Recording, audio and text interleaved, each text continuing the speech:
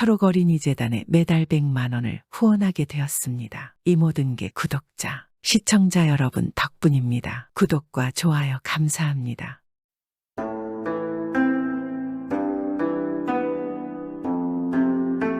옛날 옛적에 아들과 함께 사는 돌쇠라는 정직하고 착한 장사치가 있었습니다. 돌쇠는 어려서부터 중국으로 가서 꽤 많은 인삼을 팔아서 많은 재물을 벌었습니다. 그런데 돌쇠는 그리 재물 욕심이 많은 편이 아니어서 많은 재물들을 절에 시주하며 어려운 사람을 도왔습니다. 그렇게 돌쇠는 불심이 높았으며 부처님이 자신을 돌봐줄 것이라 믿었습니다. 그런데 그러던 어느 날 돌쇠는 잠자리에서 일어나 마당으로 나가보니 까마귀가 집을 짓고 있는 것이 보였습니다.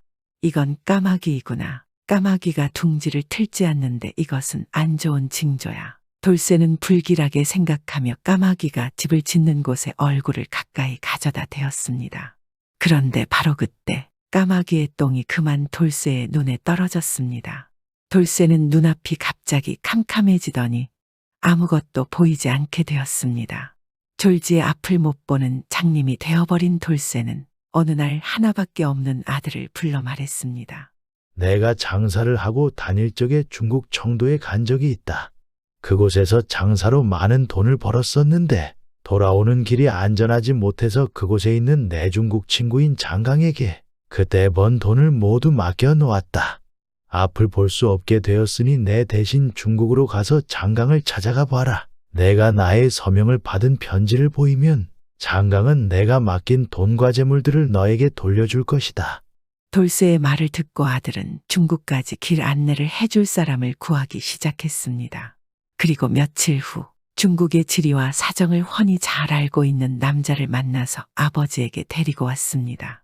이 남자는 근처 자그마한 절의 승려이었고 이 절은 돌쇠가 자주 시주하던 곳이기도 했습니다. 아버지 이스님은 중국의 지리에 대해서 손바닥 들여다보듯 잘 알고 있다고 합니다. 돌쇠는 스님의 인사를 받고 물었습니다. 반갑습니다. 중국을 잘 아신다고요? 그럼 중국의 청도를 아시나요? 예, 물론이죠. 거리는 참으로 번화한 곳이 아닙니까? 또 훌륭한 스님들이 많이 수행하고 있는 것으로도 유명하고요. 오, 그래요. 내 아들을 그곳까지 데려다 주십시오. 노잣돈은 얼마든지 드리겠습니다. 알겠습니다. 제가 아드님을 청도까지 모시고 가겠습니다. 돌쇠는 아들을 시켜서 중국의 친구에게 보내는 편지를 대신 쓰게 하고 끝에 자신이 서명을 하였습니다. 그리고는 아들에게 말했습니다. 부디 먼 길 잘 다녀오너라. 천지신명께서 너를 지켜봐 주실 것이다. 그렇게 아들은 스님과 함께 중국 청도로 떠났습니다. 스님은 조금의 실수도 없이 아들을 목적지까지 잘 데려다 주었습니다. 아들은 아버지의 친구인 장강의 집을 물어물어 찾아갔습니다. 그리고 드디어 장강을 만났습니다. 어르신께서 장강이란 분이신가요? 그렇소만 젊은이가 어떻게 내 이름을 아는가? 장강은 처음 보는 돌쇠의 아들을 보고 물었습니다. 저의 부친은 조선의 돌쇠라고 합니다. 부친께서 저보고 어르신을 찾아 뵈라고 말씀하셨습니다. 아들은 그렇게 말하고 부친의 말을 받아 적은 편지를 내보였습니다. 장강은 편지의 내용과 서명을 보고 이 아들의 얼굴을 유심히 살펴보았습니다. 참으로 자네가 돌쇠의 아들이로구만. 아버지와 많이 닮았군. 반갑구만. 반가워. 장강은 아들을 껴안으며 반가워했습니다. 그리고는 맛있는 음식을 푸짐하게 차려 대접해 주었습니다. 그래, 부친께서 평안하신가? 자네를 보니까 아주 반갑구만. 부친께서는 편안하게 잘 계십니다. 그리고 장강 어르신에게 안부를 전하라 하셨습니다. 아, 정말 다행이구나. 먼 길을 오느라 피곤할 테니 자네는 이제 푹 쉬게 한 10여일 내 곁에 머물면서 그동안 자네 부친이 살아갔던 이야기를 내게 들려주지 않겠나. 그러나 아들은 정중하게 거절을 하였습니다. 대단히 고마우신 말씀입니다만 하지만 전 고향으로 빨리 돌아가 봐야 할 것 같습니다. 연로하신 부친을 남겨두고 떠난지라 걱정이 됩니다. 아시다시피 제 부친께서는 저밖에 자손이 없기 때문에 제가 곁에 없으면 많이 허전해 하십니다. 아들의 말을 듣고 있던 장강은 효성스러운 마음에 감동을 하였습니다. 그리하여 돌쇠가 맡겨두었던 재산들을 그의 아들에게 넘겨주었고 그 외에도 옷과 값진 선물을 따로 마련해서 아들에게 가져가도록 했습니다. 그리고 믿음직스러운 하인들을 붙여보내어 도중까지 안전하게 길을 안내하도록 하였습니다. 그리하여 돌쇠의 아들과 함께 온 스님이 길을 떠나서 대동강에 도착했습니다. 그런데 그때 물고기 한 마리가 강물에 휩쓸려 나와 숨을 헐떡이고 있었습니다. 그러자 스님은 물고기를 잡더니 배를 가르고 창자와 담낭을 끄집어내고는 정작 고기는 버렸습니다. 아니 정작 중요한 고기는 왜 가져가지 않지? 이상하게 생각한 아들은 스님에게 물었습니다. 이 창자와 담낭에는 특별한 효능이 있어서 좋은 약이 되고 좋은 도구가 되기 때문입니다. 앞이 안 보이는 사람에게 이 담즙을 짜서 바르면 눈이 뜨여 다시 앞을 볼 수 있게 됩니다. 그리고 이 창자를 태워 연기를 내면 사악한 귀신들이 접근을 못하게 되어 집안 사람들에게 해를 끼치지 못하게 됩니다. 스님의 말을 들은 아들은 잠시 고민하다가 말했습니다. 아무래도 창자와 담낭이 저에게 필요할 것 같습니다. 저에게 그것들을 주실 수 없겠습니까? 값은 후하게 치르겠습니다. 그러자 스님이 고개를 끄덕였습니다. 이것들을 당신에게 주려고 했습니다. 돈은 필요 없으니 그냥 가져가세요. 아들은 두 가지를 스님에게 받아서 소중히 간수하였습니다. 그리고 몇 달 후 돌쇠의 아들은 무사히 집으로 돌아왔습니다. 목이 빠져라 아들을 기다리고 있던 돌쇠는 무척 반가워하였습니다. 그는 스님에게 고맙다는 인사를 하였습니다. 그리고 아들에게 말했습니다. 너를 안내해 준 스님에게 원하는 대로 사례를 해드리거라. 아버지의 말에 따라 아들은 자신을 안내해 준 스님과 함께 곳간으로 갔습니다. 그런데 곳간에 오자 이 스님은 어디론가 자취를 감춰버리고 말았습니다. 아니 어디로 간 거지 분명히 옆에 계셨었는데 아들은 여기저기를 둘러보다가 다시 집으로 들어와서 아버지에게 이 사실을 말씀드렸습니다. 그러자 돌쇠는 깜짝 놀라 말했습니다. 어쩐지 스님에게 신비한 기운이 느껴졌었다. 아마 천지신명께서 우리를 도와주시려고 사람을 보내셨던가 보다. 그러자 아들은 대동강에서 스님이 준 물고기 담즙과 창자의 이야기를 하였습니다. 그러자 돌쇠는 고개를 끄덕였습니다. 그렇구나. 두 가지 물건을 참으로 소중히 간직해야겠구나. 예, 아버지 그리고 이 담즙은 아버지를 위한 것이 분명합니다. 아들은 멀어버린 돌쇠의 눈에 담즙을 발랐습니다. 그러자 놀랍게도 돌쇠의 눈이 떠졌고 돌쇠는 다시 밝은 세상을 볼 수 있게 되었습니다.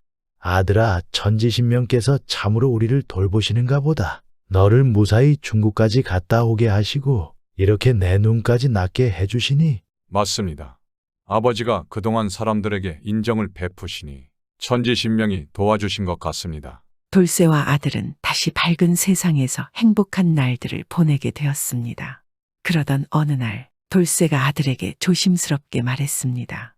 내가 하는 말을 귀담아 듣기 바란다. 내 친구에게 딸이 하나 있는데 그 딸아이와 네가 혼인했으면 한다. 그 아이는 무슨 운명을 타고났는지 3번씩이나 혼인을 했지만 그때마다 첫날 밤이 지내기도 전에 새 신랑들이 저 세상으로 가는구나. 내 그 친구에게는 어릴 적부터 많은 도움을 받았고 목숨까지 빚진 젖이 있다. 내 그래서 언젠가는 그 친구의 어떠한 부탁도 들어주기로 약조한 바가 있다. 혼인하는 것은 문제가 없습니다. 그러나 하나 마음이 쓰이는 것은 만일 제가 그 여인과 혼인했다가 다른 세 남자들처럼 첫날 밤을 넘기지 못하고 죽으면 그럼 어떻게 합니까?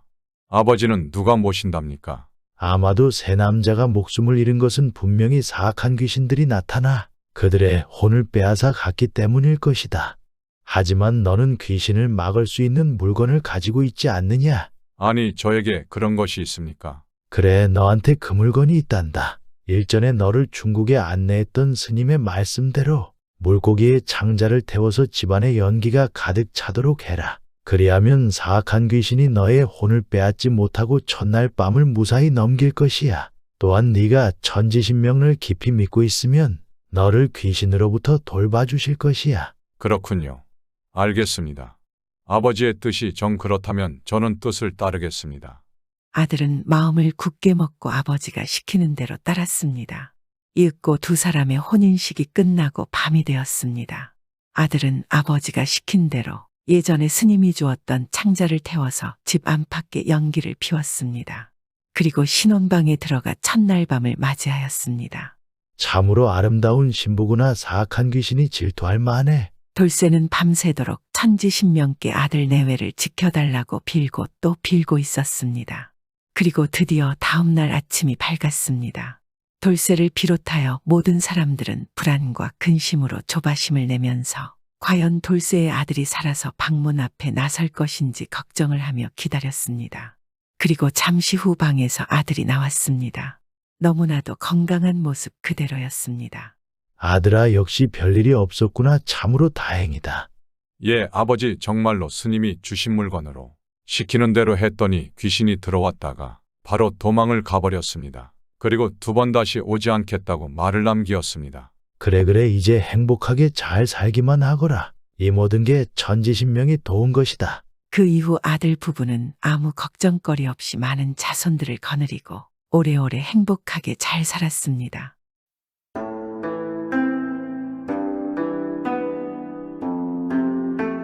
옛날 옛적 한 시골에 조실부모하고 남의 집 머슴살이를 하는 칠복이라는 총각이 있었습니다. 머슴살이를 하는 신세라 마음이 비단 같고 이를 황소같이 해도 누구 하나 딸 주자는 사람이 없었습니다. 어느 날 칠복이는 전과 같이 산에 나무하러 갔습니다.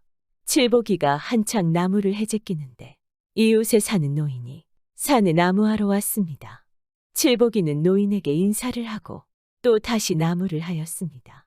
그런데 나무하러 왔다는 노인은 나무도 하지 않고 칠복이가 나무하는 것을 보고만 있었습니다. 칠복이는 노인이 맥이 없어 자기 손을 바라고 있는 줄 알고 부지런히 나무를 하였습니다. 칠복이가 한 집 나무를 해놓으니 노인은 칠복이 보고 잠시 쉬라며 자기 곁에 불렀습니다. 칠복아, 난 나무하러 온 것이 아니라 널 보러 왔다. 에이야, 너 장가를 가지 않겠나? 아이고, 내 이처지에 장가는 어떻게 간다고 그러십니까? 어르신도 제 사정 다 아시면서 이런 말씀을 하십니까? 왜 못 가? 넌 충분히 갈 수 있네. 그럴 만한 능력이 자네에겐 있네. 그러면야 얼마나 좋겠습니까? 하지만 누가 나 같은 사람에게 딸을 주겠습니까? 자넨 이젠 머슴살이를 그만하고 우리 집에 장가를 오세. 내 딸을 자네에게 줄 터이니 손을 맞잡고 살아가세. 칠복이는 온갖 서름과 장가를 간다는 기쁨이 일시에 한데 엉켜서 눈물을 쏟으며 아이고 아버지하며 노인에게 절을 하였습니다. 그때로부터 얼마 지나지 않아 고된 머슴살이를 하던 칠복이는 주인에게 작별을 고하고 노인네 집으로 갔습니다. 머슴살이를 하는 신세니 잔칫날이 따로 없고 노인네 집에 찾아간 날이 잔칫날이었습니다. 칠복이는 온종일 노인과 마주 앉아 이말저말 하다가 저녁이 되니 부부라고 색시 꽃분이와 한 방에 들게 되었습니다. 칠복이가 색시와 마주 앉으니 기가 차서 말이 나오지 않았습니다. 신부라고 생김새는 이쁘장했고 자기에 비하면 많이 어린애 같았으나 과부지 않겠습니까? 하지만 자신의 처지를 아는 칠복이는 담배만 풀풀 피우면서 한마디 말도 하지 않았습니다. 신랑이 말이 없으니 꽃분이도 말이 없었습니다. 그래도 말 없는 가운데 시간은 흘러 밤은 지나가고 있었습니다. 밤이 삼경이나 되니 꽃분이가 입술을 지그시 물고 칠복이를 한참이나 쳐다보다가 물었습니다. 서방님, 글을 배운 적 있으세요? 칠복이는 머슴하던 사람을 보고 당치도 않은 말을 묻는 꽃분이를 보며 마음이 몹시 상하였습니다. 하지만 신랑 신부라고 마주 앉았으니 대답은 해야 하였습니다. 그리라니 당치도 않은 말은 하지도 마시오. 머슴살이 하던 사람이 무슨 글을 배웠겠소? 그 사정은 저도 충분히 알고 있습니다. 하지만 이제부터는 글을 배워야지. 글을 안 배우면 안 됩니다. 꽃분이는 다시 입술을 꾹 물었습니다. 그녀는 얼마나 세게 물었는지 입술에는 피가 흘러 떨어졌습니다. 칠복이는 할 말이 없어 꽃분이 말만 듣고 있었습니다. 서방님, 글을 읽어야 나라의 유용한 사람이 되지. 그렇지 않으면 사내 대장부가 그저 아내나 어린애밖에 거느리지 못합니다. 그러니 이제부터 제 시키는 대로 해야지. 그렇지 않으면 우리는 부부간이 못 됩니다. 내일부터 어느 서당이든 찾아가서 일심으로 글 공부를 하되 10년 전에는 절 찾아오지 마세요. 꽃분이 말이 끝나자 닭이 소리를 치며 새날을 알렸습니다. 칠복이는 자리를 차고 일어나 장인 즉 노인에게로 갔습니다. 장인도 기다리기나 한 듯 벌써 일어나 앉아 있었습니다. 장인어른, 저는 이 길로 글 배우러 갑니다. 이 사람, 내 자네 그럴 줄 알고 내 사위로 삼았네만. 가더라도 내 딸이 지은 밥 한 끼라도 먹어보고 가게나. 아닙니다. 사내대장부 가야 할 길을 알았으면 지체 없이 떠나야 합니다. 그럼 더 말리지 않겠으니 이 돈이나 받아가지고 가게. 이 돈은 자네 글 공부하는데 주려고 한 푼 두 푼 모은 것일세. 칠복이는 주는 돈을 받지 않았습니다. 고맙기 그지없으나 돈만은 받을 수 없었습니다. 공부란 돈으로 하는 것이 아니오고 마음으로 하는 것인 줄 알고 있습니다. 저는 이만 떠나도록 하겠습니다. 칠복이는 말을 마치자 집을 나섰습니다. 그는 동량밥을 빌어먹으면서 가고 또 갔습니다.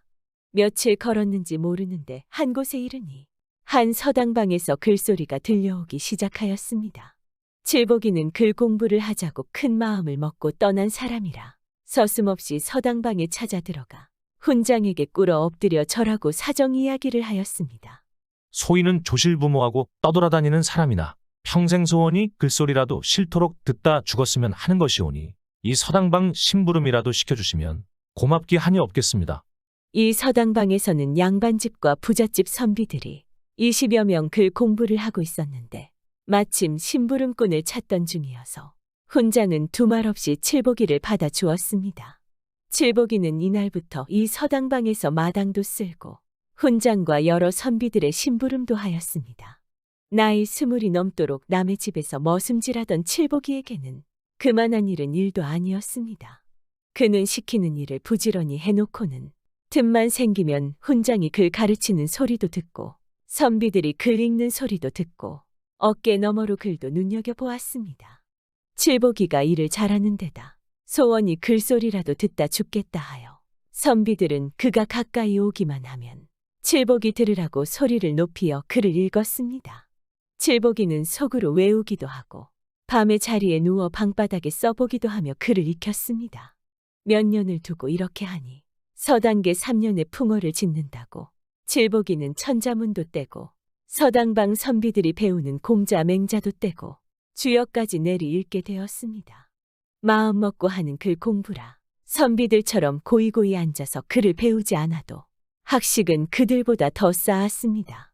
그 사이에 세월도 흐르고 흘러 칠복이가 이 글방에 찾아온 지도 8년이라는 세월이 흘렀습니다. 달이 대낮같이 밝은 어느 밤이었습니다.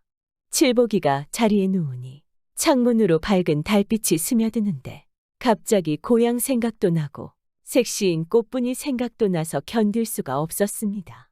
칠복이는 뜬 눈으로 밤을 새고 날이 밝자 훈장에게 고향에 한번 갔다 오겠느라 하고 집을 향하기 시작하였습니다.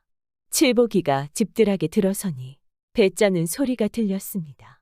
칠복이가 헛기침을 하니 배 짜던 부인인 꽃분이가 내다보는데 그 사이에 몰라보게 변하여 꽃 같은 색시가 되어 있었습니다. 그런데 꽃분이는 칠복이를 보자 외면하고 바로 문을 닫아 걸며 밖에 대고 쌀쌀맞게 물었습니다. 서방님, 집에는 왜 오셨어요? 불시에 고향 생각도 나고 당신 생각도 나서 한번 와서 보거나 가자고 왔으니 문이나 열어줘. 10년 되기 전에는 이 문전에 발을 들여놓지 말라 하지 않았습니까? 겨우 8년 세월이 흘렀는데 왜 벌써 오셨습니까? 사내 대장부가 작은 일에 잡히면 큰 일을 성사 못하오니 당장 돌아가세요. 칠복이는 아내 말을 들어보니 천만지당한지라 집에도 못 들어가고 그 길로 돌아서서 다시 서당방에 찾아갔습니다. 칠복이는 전처럼 서당방에서 심부름도 하고 글도 익히면서 2년이란 남은 세월을 보냈습니다. 그때 때마침 서울에서 과거를 본다는 소문을 듣고 글방 선비들은 서울로 과거 보러 간다고 야단이었습니다. 선비들은 서울 갈 차비를 다 해놓고 우리와 같이 서울에 가서 서울 구경 안 하겠나 하고 칠복이를 보고 물었습니다. 내 이 처지에 어떻게 서울 구경을 갑니까? 도련님들이나 가서 과거 시험 잘 보시고 오세요.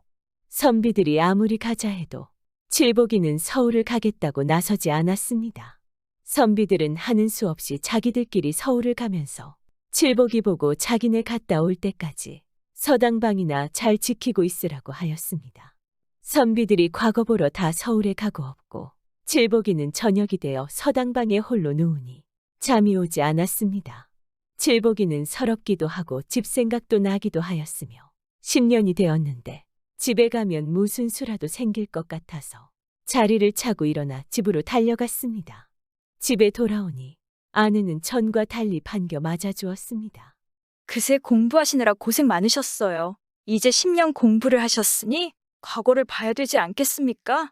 부인, 내 그 때문에 당신을 찾아왔소.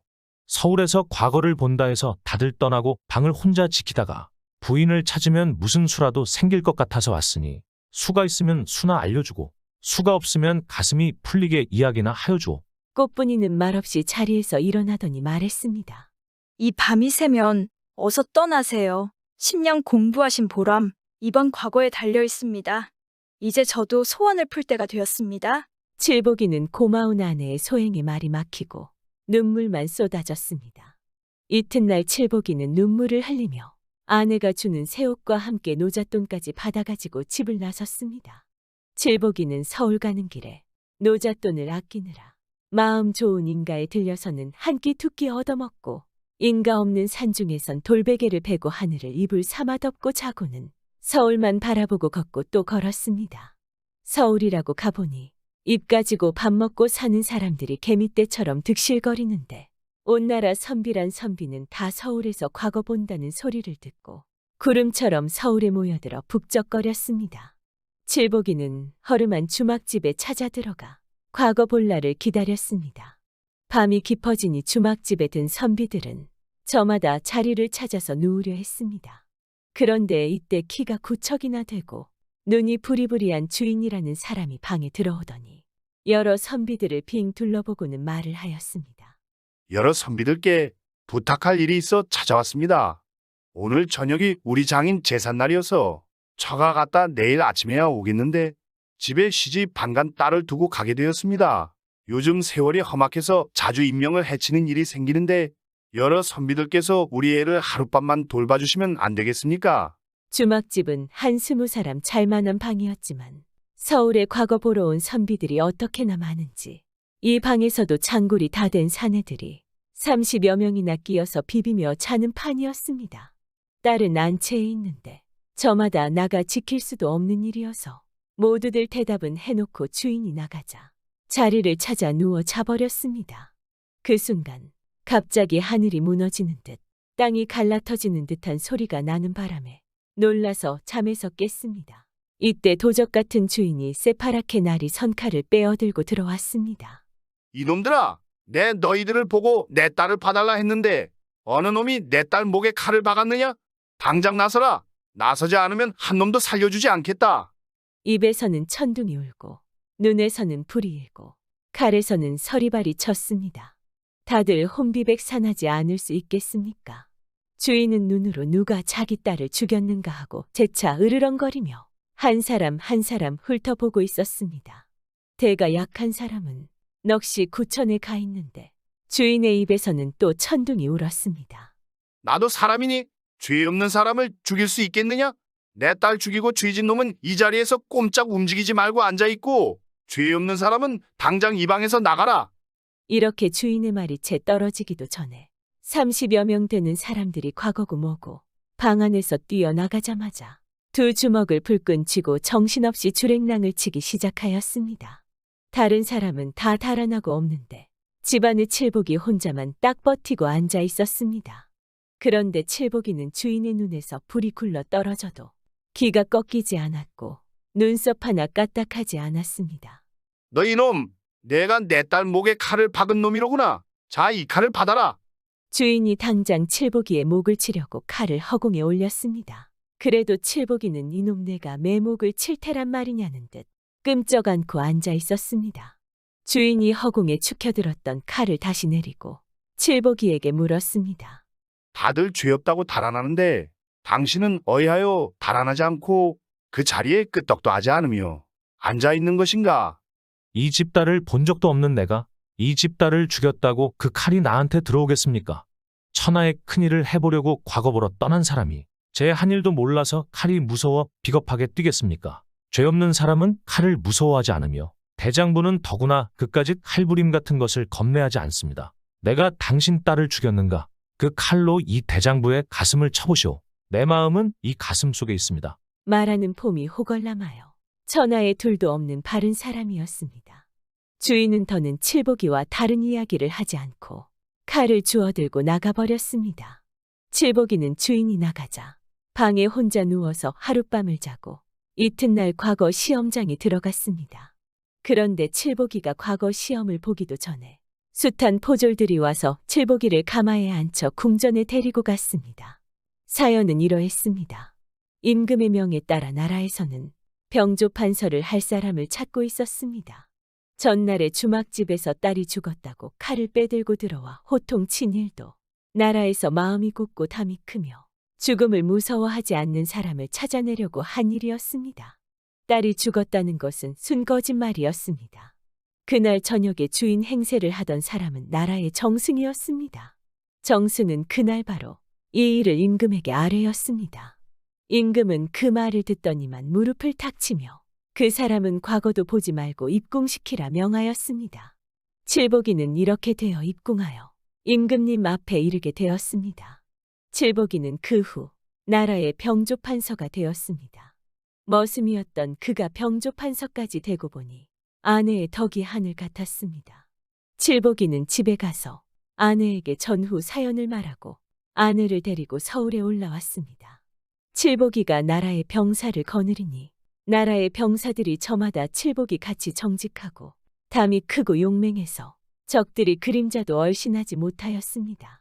그 후 나라는 평화롭게 되었으며 모든 백성들은 칠복이를 우러러보며 섬겼습니다.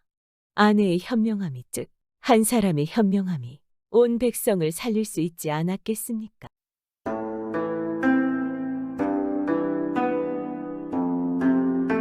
이번 옛날 이야기는 현실에서 일어날 수 없는 이야기지만 아주 재미있는 이야기입니다. 요즘 사는 게 너무 현실적이지만 이번 이야기를 통해서 어릴 때 시대로 돌아가 꿈을 꿔봐도 좋지 않겠습니까? 옛날 옛적에 한 임금님이 살았는데 이 임금님한테 딸이 하나 있었습니다. 아들도 없고 달랑 딸 하나뿐입니다. 그러니까 공주만 한 명 있는 것입니다. 얼마나 귀하겠습니까? 쥐면 터질세라 불면 꺼질세라 애지중지 키웠지 않겠습니까? 이때 나라 안에 참 이상한 일이 생겼습니다. 무슨 일인고 하니 멀쩡하던 여자들이 하나둘씩 없어지는 겁니다. 자고 일어나면 여자가 없어지는 것입니다. 어느 집에서는 어머니를 잃고 어느 집에서는 부인을 잃고 또 어느 집에서는 딸을 잃고 이렇게 여자들이 줄줄이 사라졌습니다. 과부건 처녀건 늙었건 아이건 어디로 사라졌는지 자취도 없는 것입니다. 참 귀신이 고칼 노루산이겠습니까? 그러다 보니 임금님 딸까지 없어졌습니다. 그 애지중지하던 딸을 잃어버렸단 말입니다. 임금님이 군사를 풀어온 나라를 이잡듯이 뒤졌습니다. 그래도 못 찾는 것입니다. 그래서 공주를 찾아주는 사람에게는 큰 상을 내리겠다고 곳곳에 방을 내걸었습니다. 힘께나 쓴다는 장수들과 날고기는 점쟁이들이 구름같이 모여들지 않겠습니까? 그 사람들이 모두 공주를 찾으러 나섰습니다. 그런데 아무도 못 찾는 것입니다. 8억만한 자취라도 있어야 찾을 게 아니겠습니까? 일이 이렇게 되니 임금님도 임금님이지만은 온 나라 사람들이 근심에 쌓였지 않겠습니까? 언제 누가 연기같이 사라질지 모르는 판국이니 근심이 되지 않겠습니까? 이러고 있을 때 한 머슴이 나무를 하러 산에 갔다가 길을 잃었습니다. 길을 잃고 여기저기 헤매다 보니 작고 깊은 산속으로 들어가서 난생 듣도 보도 못한 곳으로 가게 됐습니다. 사람 발길도 안 닿는 곳인 것입니다. 그런 데서 헤매다 보니 저 아래서 웅성웅성하는 소리가 들리는 것입니다. 가만히 나무 뒤에 몸을 숨기고 봤습니다.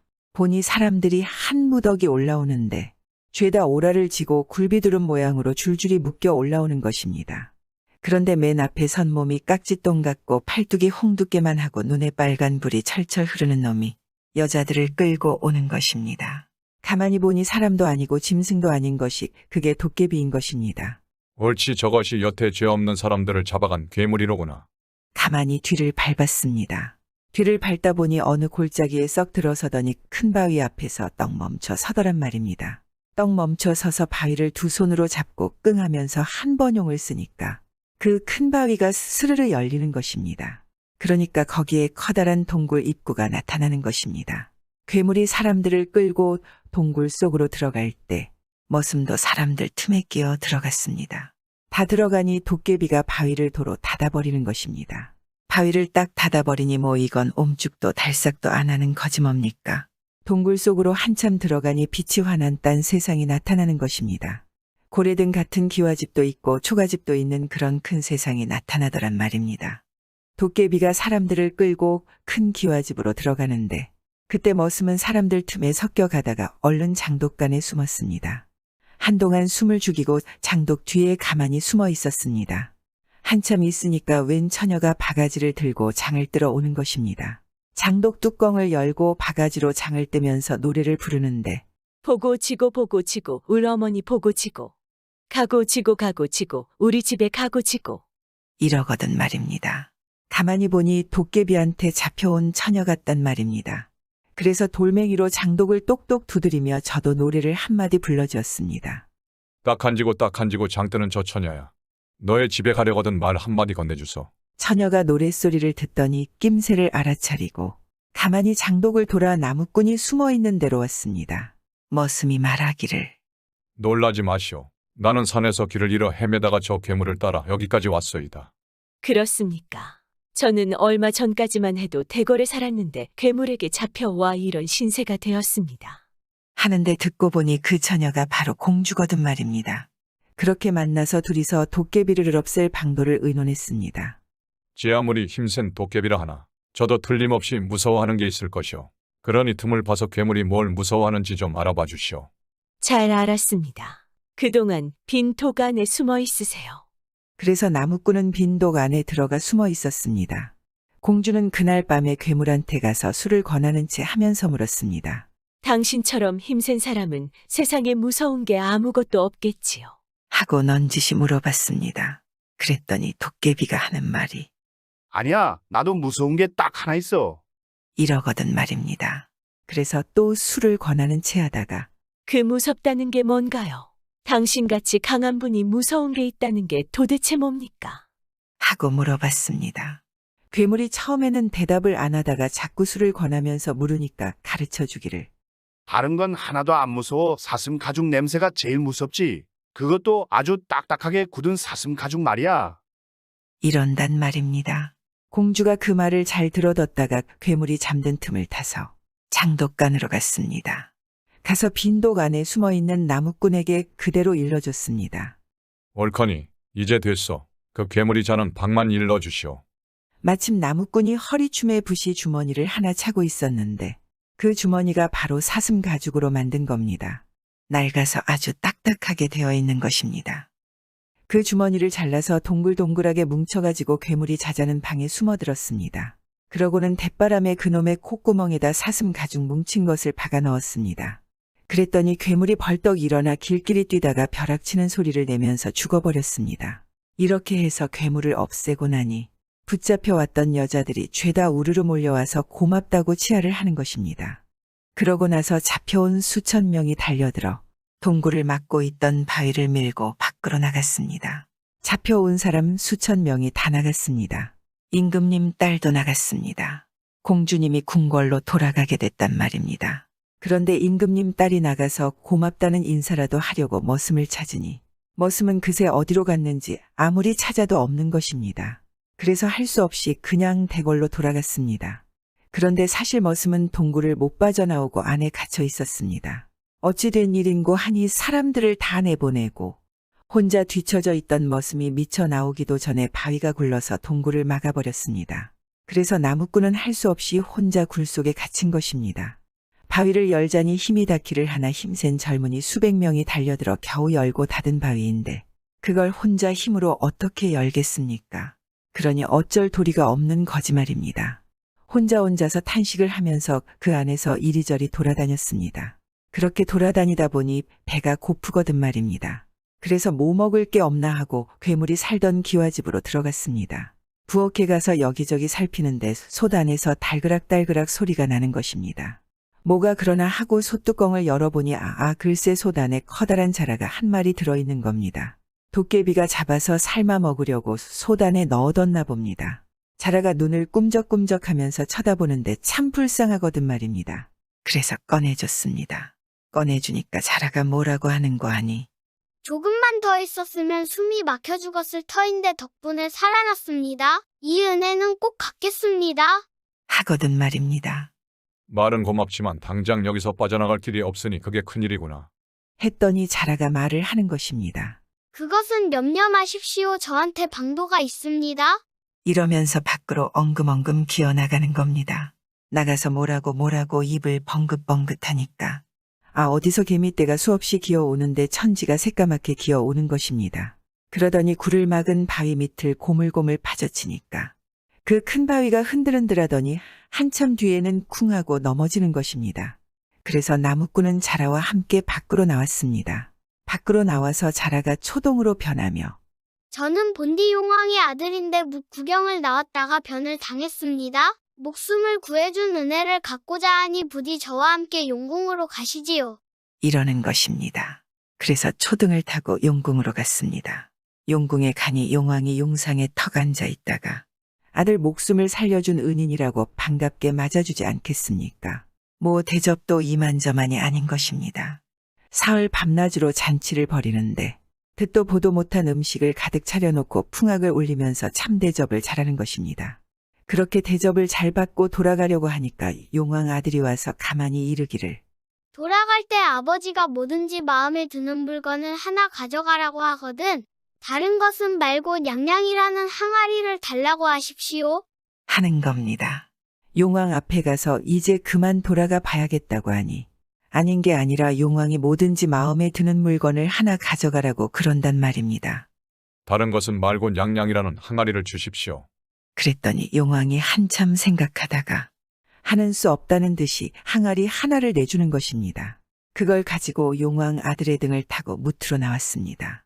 나올 때 용왕 아들이 가르쳐 주기를 언제든지 어려운 일이 생기거든 항아리를 쓰다듬으며 냥냥이를 3번 부르십시오. 그러면 좋은 일이 생길 것입니다. 하거든 말입니다. 그 말을 잘 새겨듣고 나왔습니다. 나와서 이제 집으로 갈 판인데 가다가 산속에서 날이 저물었습니다. 산속에서 날이 저물었으니 딱하게 되었지 않겠습니까? 잘 곳도 없고 쉴 곳도 없으니 말입니다. 어려운 일이 생기면 냥냥이를 부르라는 말이 생각나서 항아리를 쓰다듬으며 3번 불렀습니다. 냥냥이 그랬더니 이게 웬일입니까? 항아리에서 정숙하게 차려입은 총각이 썩 나오더니 공손하게 절을 하면서 어인일로 부르셨습니까? 무슨 일이든 말해 보십시오. 하는 것입니다. 그래서 밤중에 쉴 곳이 없어 불렀노라고 하지 않겠습니까? 그랬더니 대바람에 고래등 같은 집을 한 채 턱 지어놓고 도로 항아리 안으로 쏙 들어가는 것입니다. 그 집에 들어가서 잘 잤습니다. 그런데 일이 꼬이느라고 그랬는지 그걸 누가 숨어서 다 본 것입니다. 누가 봤는고 하니 산도둑이 본 것입니다.